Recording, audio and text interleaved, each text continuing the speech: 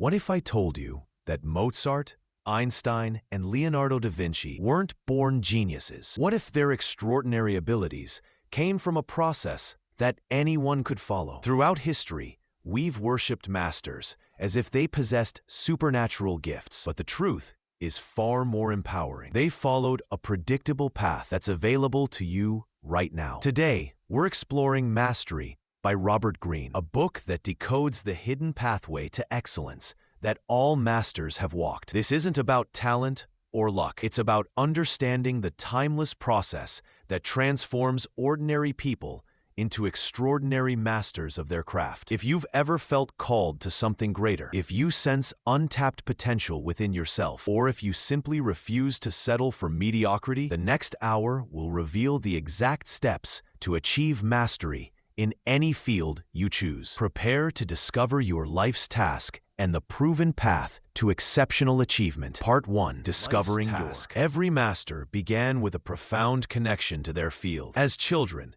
they felt naturally drawn to certain activities. Einstein was mesmerized by a compass. Marie Curie was fascinated by her father's scientific instruments. Tiger Woods watched his father hit golf balls for hours. This wasn't random. It was their inner force guiding them toward their life's task. You have this same inner force. Think back to your childhood. What activities made time disappear? What fascinated you before others told you what should be important? Those early interests weren't childish distractions. They were clues to your authentic calling. Society, parents, and education often bury these inclinations under practical concerns, but they never truly disappear. The life's task isn't necessarily what makes the most money or gains the most status. It's what aligns with your natural inclinations and deepest interests. Darwin loved collecting beetles as a child. This seemed useless, but it led evolution. Following genuine interest, not external rewards, leads to mastery. Many people choose careers for the wrong reasons: money, security, parental approval, or social status. They spend decades in fields that don't engage their deepest abilities. They wonder why work feels like suffering. It's because they're fighting against their nature instead of flowing with it. Finding your life's task requires brutal honesty. Strip away what others want for you.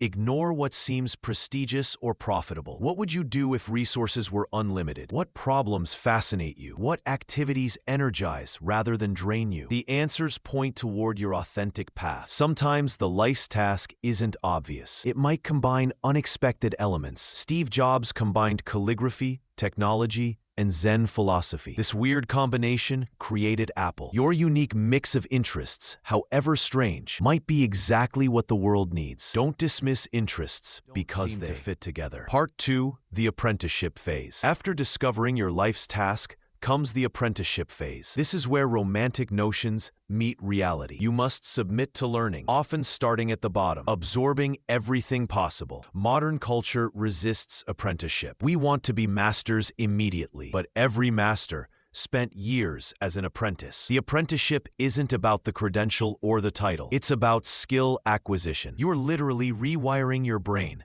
building neural pathways that will serve you for life. This takes time, typically 7 to 10 years. There are no shortcuts. Anyone promising quick mastery is selling lies. During apprenticeship, you follow 3 steps. First, deep observation. You watch masters work, noting not just what they do, but how they think. Darwin spent years just observing nature before forming theories. You must observe before you can understand. Second, comes skills acquisition. You practice fundamentals until they become automatic. A pianist practices scales thousands of times. A writer copies great sentences. A programmer writes basic functions repeatedly. These basics seem boring, but they're the foundation everything builds upon. Third is experimentation. Once basics are solid, you begin testing variations. You combine elements differently. You try your own approaches. This is where your unique voice begins emerging, but it only works after mastering fundamentals. Experimentation without foundation is just chaos. The apprenticeship phase requires humility. You must accept being bad before becoming good. Your ego will rebel. You'll want to skip ahead to prove yourself special. Resist this urge Every moment of humble learning is an investment in future mastery. The pain of being a beginner is temporary. The skills you gain are permanent. Part 3. The mentor dynamic. Mentors compress decades of learning into years. They see your blind spots, correct your mistakes, and guide challenges they've already faced. Every significant master had mentors. Alexander the Great had Aristotle. Leonardo da Vinci had Verrocchio. The mentor-apprentice relationship is humanity's original learning technology. But mentorship isn't passive receiving, it's active engagement. The best apprentices challenge their mentors, ask difficult questions, and eventually surpass them. This isn't disrespect, it's the natural evolution. Every mentor was once an apprentice who surpassed their teacher. Choosing the right mentor is crucial. Don't seek the most famous or successful person. Seek someone whose way of thinking resonates with you, someone whose process you admire, not just their results. The right mentor teaches you how to think, not what to think. Modern mentorship looks different than historical apprenticeship. You might never meet your mentors. Books, videos, and online courses can provide mentorship. Benjamin Franklin learned writing by copying essays from magazine. You can learn from masters across time and space. The key is active learning. Don't just consume content passively. Analyze how masters think. Recreate their work to understand their process. If you're learning music, don't just listen. Transcribe songs by ear. If you're learning writing, don't just read. Copy paragraphs by hand. Active engagement creates deeper learning than passive consumption. Eventually, you must kill the mentor, symbolically speaking. You must develop your own voice, your own methods. This feels like betrayal, but it's necessary evolution. The mentor's job is to help you find your own way, not create a clone. True mentors celebrate when students surpass them. Part 4. Social intelligence. Technical skill alone doesn't create mastery. You must navigate the social environment. Politics, jealousy, and competition exist in every field. Many talented people fail because they ignore or mishandle social dynamics. Masters understand that both skill and social intelligence. Social intelligence begins with seeing people as they are, not as you wish they were. Everyone has insecurities, ambitions, and hidden agendas. Ignoring these realities doesn't make them disappear. It makes you vulnerable to manipulation and sabotage. Clear seeing is the foundation of effective action. When entering any new environment, resist the urge to impress immediately. Instead, observe the power dynamics. Who has real influence versus formal authority? What are the unwritten rules? What behaviors get rewarded or punished? This observation period prevents costly social mistakes. Your rising skill will threaten others. As you improve, established people feel their position challenged. They might undermine you subtly or openly. This isn't personal. It's human nature. Expecting it and preparing for it prevents surprise and emotional devastation when it happens. The key is focusing outward, not inward. Most people are consumed with insecurities and desires. When you genuinely focus on others, understanding their needs and perspectives, you gain tremendous power. You can align your goals with theirs, creating win-win situations instead of zero-sum competition. Masters often play the subordinate longer than necessary. They let others take credit early in their careers. This seems unfair, but it's strategic. By not triggering others' envy too early, they buy time to develop unassailable skills. Once their mastery is undeniable, they can claim their rightful position. Part 5. The creative active phase. After years of apprenticeship, comes the creative active phase. You've absorbed the rules, now you can break them intelligently. You've mastered the conventional, now you can create the revolutionary. This transition from imitation to innovation marks the emergence of true mastery. Creativity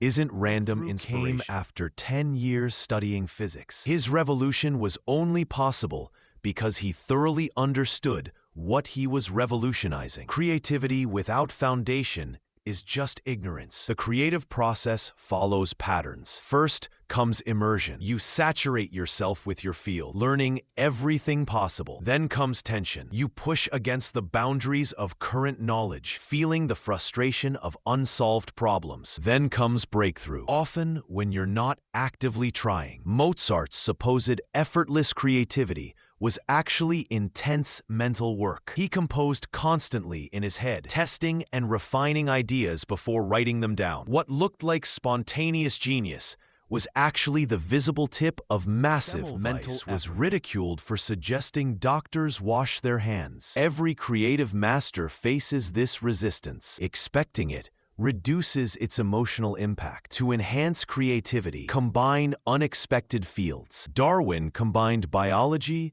with geology and economics. Steve Jobs combined technology with liberal arts. These combinations create insights impossible within single fields. Your unique background, properly leveraged, becomes creative advantage. Part 6. Fusing the intuitive with the rational. Masters develop what Greene calls fingertip feel, or intuitive intelligence. After years of practice, they sense solutions without conscious analysis. A chess master sees the right move instantly. A surgeon knows where to cut without deliberation. This isn't mystical. It's the result of massive pattern recognition. The brain processes millions of bits of information below conscious awareness. Through extensive practice, accurate than conscious analysis. But this only happens after years of deliberate practice. Intuition without experience is just guessing. The mistake is choosing between intuition and analysis. Masters use both. They let intuition guide them towards solutions, then use rational analysis to verify and refine. Einstein called this combination the most beautiful experience we can have. The mysterious becomes comprehensible through this fusion. Developing intuition requires specific practices. First, massive exposure to your field. You need to see thousands of examples before patterns become apparent. Second, reflection on experience. What worked? What didn't? Why? This conscious processing trains unconscious pattern recognition. Trust in intuition grows through testing. Make intuitive predictions, then verify them. Track accuracy over time. You'll discover specific areas where your intuition is reliable and others where it needs development. This calibration makes intuition rather than wishful thinking. The highest level of mastery appears effortless because intuition handles complexity that would overwhelm conscious processing. The master painter doesn't think about each brushstroke. The master athlete doesn't analyze each movement. They've internalized complexity to the point where excellence becomes natural expression. Part 7. Mastering time. Masters have different relationship with time than ordinary people. They think in decades, not days. They understand that significant achievement requires patient accumulation of skill and knowledge. This long-term perspective enables them to endure the difficult apprenticeship years. The 10,000-hour rule is famously associated with mastery, but it's misunderstood. It's not that 10,000 hours automatically creates mastery. It's that mastery requires at least 10,000 hours of deliberate practice. Many people accumulate 10,000 hours without achieving mastery because their practice isn't. Time must be used strategically. Early in apprenticeship, breadth matters. Expose yourself to every aspect of your field. Learn adjacent skills. Build broad foundation. Later, depth matters. Focus intensively on your unique contribution. The timing of breadth versus depth significantly impacts development. Masters create time through elimination. They say no to distractions, even good opportunities that don't align with their life's task. This seems limiting, but it's liberating. By eliminating the non-essential, they create space for deep work. Every no to distraction is yes to mastery. The modern world fights against mastery time. Social media, constant notifications, and endless entertainment fragment attention. A day becomes hundreds of micro moments rather than sustained focus periods. Masters protect their time religiously. They create boundaries that others might consider antisocial. Patience is power. In a world obsessed with quick results, the person willing to developing excellence has tremendous advantage. While others chase trends and quick wins, masters build lasting capability. Time becomes ally rather than enemy when you commit to the long game. Part 8. Emotional pitfalls and obstacles. The path to mastery is littered with emotional traps. Complacency, conservatism, impatience, grandiosity, and rigid thinking can all derail progress. Understanding these pitfalls helps you recognize and avoid them. Complacency strikes when you achieve some success. You relax, stop pushing boundaries, and coast on current abilities. But mastery requires constant growth. The moment you stop advancing, you begin declining. Success is more dangerous than failure because it reduces hunger. Conservatism develops as you age. You become attached to methods that brought success. You resist new approaches that might invalidate your expertise. But fields evolve constantly. Masters remain students throughout life, willing to abandon outdated methods. Impatience is the young person's curse. You want mastery now. You skip steps, ignore fundamentals, and seek shortcuts. This impatience creates shallow knowledge that crumbles under pressure. Real mastery can't be rushed. Accepting the timeline paradoxically speeds progress by preventing costly mistakes. Grandiosity inflates ego beyond ability. Early success or praise makes you believe you're special, above the rules. You stop learning, stop listening, stop growing. Many promising apprentices destroy their potential through premature grandiosity. Humility isn't weakness. It's the guardian of continued growth. Rigid thinking locks you into fixed patterns. You become the expert who can't see alternatives. You defend your position rather than seeking truth. Masters maintain beginner's mind even with expert knowledge. They question their own assumptions constantly. Part 9. Modern careers rarely offer this structure. You must create your own apprenticeship, combining formal education, self-study, and practical experience. This requires more initiative, but offers more flexibility. The internet revolutionizes apprenticeship. You can learn from the best in any field, regardless of location. Online courses, YouTube tutorials, and digital books provide unprecedented access to knowledge. But abundance creates its own challenge. You must curate carefully to avoid information overwhelm. Modern apprenticeship might involve multiple mentors simultaneously. You might learn technical skills from one source, business skills from another, and creative approaches from a third. This mosaic mentorship can create unique combinations that single mentors couldn't provide. Side projects become modern apprenticeship. While maintaining income through regular work, you develop mastery through personal projects. These projects allow experimentation without career risk. Masters develop their breakthrough ideas through side projects before making them primary focus. The gig economy,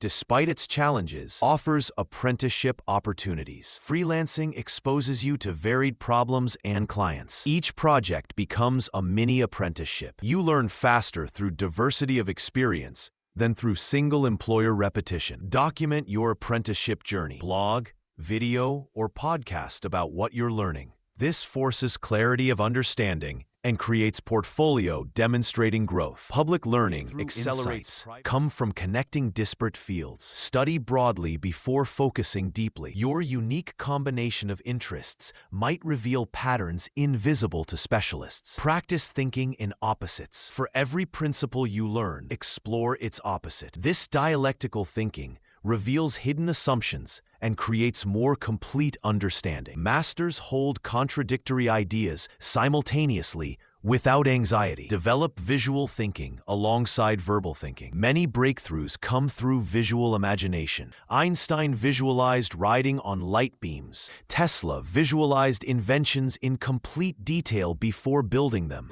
Cultivate ability that apply elsewhere. Chess masters apply strategic thinking to business. Musicians apply harmony principles to team building. These cross-domain applications create unique insights and approaches. Part 11. The primary law of mastery. The primary law is simple. Mastery is available to anyone willing to pay the price in time and effort. Genius is not born, but made through dedication to the process. This is simultaneously inspiring and daunting. You can achieve mastery, but only through sustained effort. This law is democratic. It doesn't care about your background, education, or natural gifts. It only cares about your commitment to the process. History is full of masters who came from poverty, lacked formal education, or started late. What they shared was relentless dedication. But the law is also merciless. It doesn't accept excuses, shortcuts, or half measures. You can't negotiate with reality. The hours must be invested. The skills must be developed.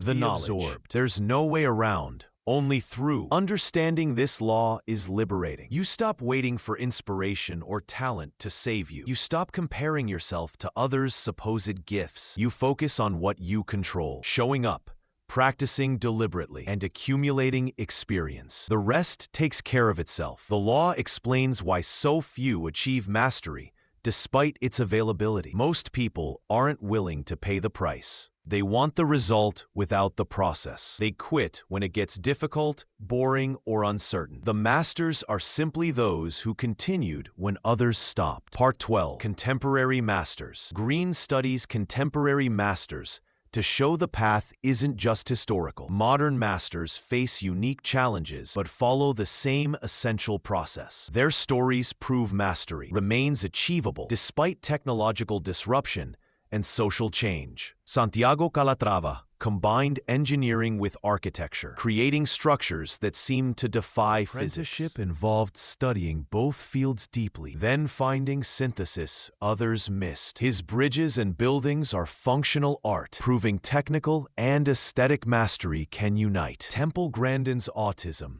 seeming disadvantage, became her unique strength. Her different neurology allowed her to think like animals, revolutionizing livestock handling. She proves that what seems like weakness might be undeveloped strength. Your supposed disadvantages might be your greatest assets. Yoki Matsuoka fused neuroscience with robotics, creating prosthetics controlled by thought. Her journey shows how combining cutting-edge fields creates new possibilities. The future belongs to masters who synthesize emerging disciplines. Paul Graham mastered programming, then writing, then investing. His essays on startups shaped Silicon Valley thinking. He proves mastery in one field can transfer to others if you understand underlying principles. Skills compound across domains. Share characteristics. They ignored conventional career paths. They combined unexpected fields. They persisted through failures that would stop others. They maintained beginner's mind despite achieving expert status. They prove the timeless principles work in modern contexts. Part 13. The False Paths.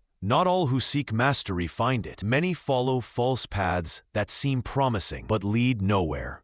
Understanding these false paths helps you avoid wasting years on approaches that can't succeed. The false path of immediate gratification seeks quick results over deep development. Online courses promising mastery in weeks, books claiming secret shortcuts, schemes for overnight success. These appeal to our impatience, but violate the fundamental law of time investment. The false path of pure theory avoids practical application. Some people read endlessly about their field without practicing. They become walking encyclopedias who can't actually perform. Theory without practice without theory is blind. Mastery requires both. The false path of mindless repetition confuses activity with progress. Doing the same thing for years doesn't create mastery if you're not improving. 10,000 hours of mindless practice creates mediocrity, not mastery. Each hour must involve deliberate improvement effort. The false path of credentialism mistakes degrees for mastery. Formal education provides structure and knowledge, but doesn't guarantee mastery. Many PhD holders lack mastery,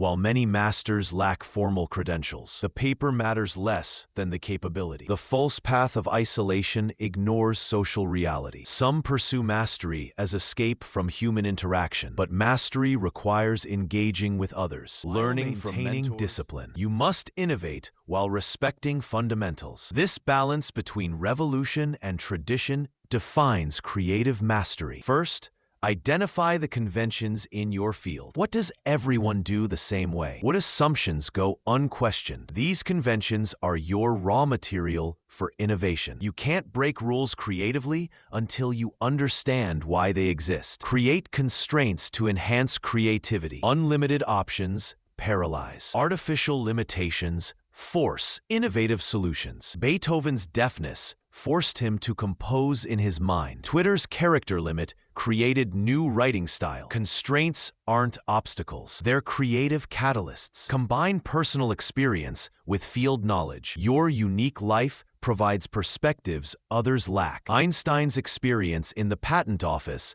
exposed him to practical physics problems. Your seemingly unrelated experiences might provide breakthrough insights. Develop creative rituals. Masters don't wait for. They create conditions where inspiration regularly appears. Daily walks, morning writing, evening reflection, whatever consistently produces creative state. Creativity becomes reliable through ritual, not random through waiting. Embrace productive failure. Creative attempts will fail more often than succeed. Each failure teaches what doesn't work, narrowing the solution space. Edison's 1,000 failed light bulb attempts weren't failures, but necessary experiments. Reframe failure as data gathering. Part 15. The evolution of mastery. Mastery isn't a destination, but continuous evolution. Markets change, technologies advance, knowledge expands. Masters must evolve or become obsolete. This requires maintaining student mindset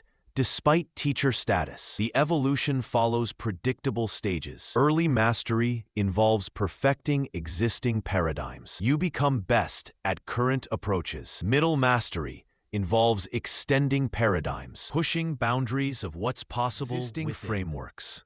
Late mastery involves transcending paradigms, creating entirely new frameworks. Each stage requires different mindset. Early mastery requires discipline and submission to established methods. Middle mastery requires confidence to challenge and extend. Late mastery requires wisdom to know when complete revolution is necessary. Many masters get stuck in single stage. Evolution requires killing your darlings. Methods that brought success become limitations. You must abandon what works for what works better. This is psychologically difficult. We become attached to our tools and methods, but attachment to method prevents evolution to higher mastery. The master's responsibility evolves too. Early masters focus on personal excellence. Middle masters begin teaching and mentoring. Late masters reshape entire fields. Your mastery isn't just personal achievement. It's contribution to collective human capability. Part 16. Physical and mental fusion. True mastery involves integration of physical and mental capabilities. Even in seemingly pure mental fields,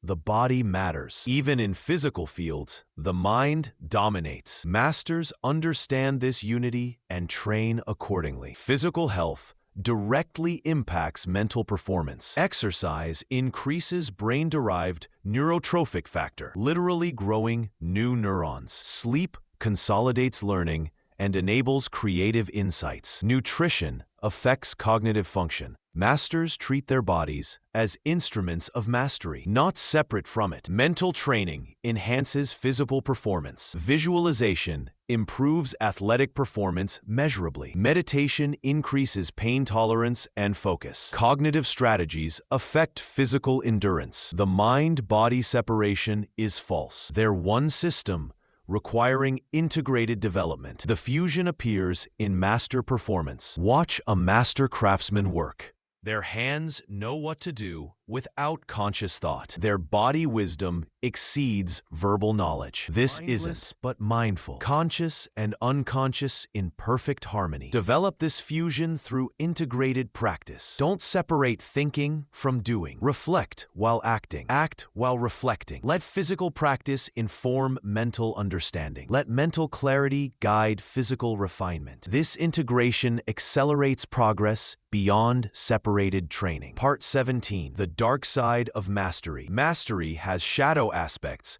rarely discussed. The single-minded focus required often damages relationships. The years of practice might mean missing other life experiences. Understanding these costs helps you make informed choices about pursuing mastery. Obsession is mastery's shadow. The dedication required can become unhealthy fixation. Masters often struggle with work-life balance because their work is their life. This creates excellence, but can destroy personal relationships and health. Isolation often feel lonely, unable to share their deepest insights because few can comprehend them. Excellence can become a prison of misunderstanding. The burden of excellence never ends. Once you achieve mastery, expectations escalate. Every performance must maintain impossible standards. The public sees only success, not the constant pressure to maintain it. Many masters crack under this relentless pressure. Some masters become tyrants. Their excellence makes them intolerant of others' imperfection. They demand impossible standards from students and colleagues. Their mastery becomes weapon rather than gift. Technical excellence without human compassion creates brilliant monsters. Navigate the dark side through conscious choice. Set boundaries on your obsession. Maintain relationships outside your field. Remember that mastery serves life, not vice versa. Excellence without humanity is hollow achievement. Part 18. Mastery in the digital age. Technology changes master's landscape. Its essence. Digital tools accelerate learning, but don't eliminate effort requirements. Information abundance creates new challenges alongside opportunities. Modern masters must navigate digital complexity while maintaining timeless disciplines. Artificial intelligence challenges traditional mastery concepts. If machines can outperform humans in specific tasks, what's the point of human mastery? The answer: machines excel at narrow tasks, but lack integrated understanding. Human mastery involves synthesis, creativity, and wisdom that machines can't replicate. Social media creates false mastery impressions. People present themselves as experts after minimal study. Followers mistake popularity for capability. True masters often have less online presence than social media experts who lack deep knowledge. Distinguish real mastery from digital performance. Digital tools enable new forms of mastery. Video games create complex problem-solving environments. Virtual reality enables training in physical reality. Online collaboration enables global knowledge synthesis. Masters leverage these tools without becoming dependent on them. The digital age requires new disciplines. Attention management becomes crucial when infinite distractions exist. Information curation skills matter when everything is available. Digital detox periods become necessary for deep thinking. Modern masters must master technology without being mastered by it. Part 19. The future of mastery. Mastery's future will look different, but follow eternal principles. New fields will emerge, requiring new forms of expertise. Old fields will transform beyond recognition. But the process of achieving excellence through dedicated practice remains constant. Hybrid mastery becomes increasingly important. Pure specialists will struggle as fields blur together. Future masters will combine domains others see as separate. Biotechnology, neurotechnology. Find tomorrow's breakthroughs. Collective mastery might eclipse individual mastery. Complex challenges require team excellence beyond individual capability. Future masters might be those who elevate group performance rather than just personal achievement. The master becomes conductor of collective capability. Mastery of learning itself becomes meta-mastery. In rapidly changing world, specific skills become obsolete quickly, but mastery of the learning process transfers across domains. Future masters might specialize in rapidly achieving competence in new fields. Human mastery becomes more precious as machines advance. What makes us uniquely human becomes our competitive advantage. Empathy, creativity, wisdom, judgment. These capabilities resist automation. Masters of human capabilities will remain irreplaceable. Part 20. Everyone should make your path. But if you feel called to excellence, the path is clear if not easy. Start with honest self-assessment. What genuinely fascinates you? Not what should interest you or what others value, but what naturally draws your attention. Your authentic interests are clues to sustainable mastery. Fighting your nature guarantees failure. Commit to the timeline. Mastery takes minimum 7 to 10 years. If that seems too long, reconsider. The time will pass anyway. You can be 10 years older with mastery or without it. The choice is yours, but make it consciously. Find your mentors, living or dead. Study how masters in your field developed. Read biographies, watch documentaries, Analyze their methods. You don't need personal access to learn from masters. Their work and stories provide guidance across time and space. Begin your apprenticeship immediately. Don't wait for perfect conditions. Start where you are with what you have. Closer to mastery. Small daily progress compounds into dramatic transformation. Expect difficulty and persist anyway. You'll face boredom, frustration, and repeated failure. Your progress will seem invisible for years. Others will doubt you. You'll doubt yourself. This is normal. Every master faced these same challenges. They simply continued when others quit. Conclusion: we've explored the timeless path to mastery that all great achievers have walked. From discovering your life's task through apprenticeship, finding mentors, developing social intelligence, entering creative phases, and ultimately achieving that fusion of intuitive and rational that marks true mastery. The path isn't easy, but it's available, not through talent or luck, but through dedication to process. Every master was once a disaster. Every expert was once a beginner. What separates masters from everyone else isn't gift, but grit. They simply continued when others stopped. Mastery isn't about becoming famous. Though these might result, it's about developing your capabilities to their fullest expression. It's about contributing something unique to the world that only you can contribute. It's about becoming who you're capable of becoming. The modern world needs masters more than ever. Complex challenges require deep expertise. Information abundance requires wisdom to navigate. Technological change requires human judgment. Your mastery, whatever field you choose, contributes to collective human capability. But ultimately, mastery is personal. It's about your relationship with yourself and your potential. It's about refusing to settle for mediocrity when excellence is possible. It's about the satisfaction of doing something extraordinarily well. It's about becoming fully alive through complete engagement with meaningful challenge. The path to mastery starts with a single step. Choose your field. Find your mentors. Begin your apprenticeship. Accept the timeline. Trust the process. The same force that created every master throughout history is available to you right now. The only question is whether you'll answer its call. Your potential mastery awaits, not in some distant future, but in the next action you take. Every moment offers the choice: comfort or growth, distraction or focus, excuse or effort. These small choices compound into destiny. Choose mastery and let your life become a work of art. Thank you for exploring the path to mastery. May you find your life's task and pursue it with the dedication it deserves. May you find mentors who accelerate your journey. May you develop the patience to endure apprenticeship and the courage to enter creative phases. And may you achieve that rare and beautiful fusion of skill and spirit that marks true mastery.